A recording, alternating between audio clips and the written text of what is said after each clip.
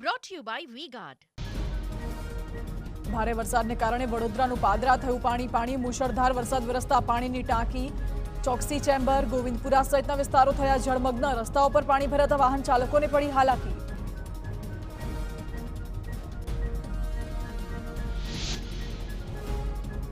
પાટણ જિલ્લામાં ભારે વરસાદથી જળબંબાકારની સ્થિતિ પાટણ શહેરના અનેક વિસ્તારોમાં ઘૂંટણસમાં ભરાયા પાણી સિદ્ધપુર સરસ્વતી ચાણસ્મામાં પણ વરસાદ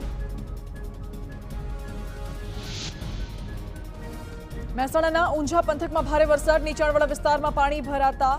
અંડરપાસમાં પાણી ભરાતા બંધ કરવામાં આવ્યો વાહન વ્યવહાર તેમજ અવરજવર બંધ કરવામાં આવી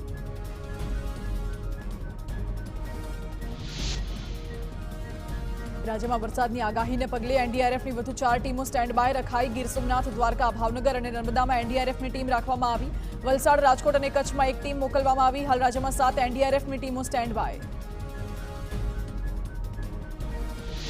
Brought to you by V-Guard.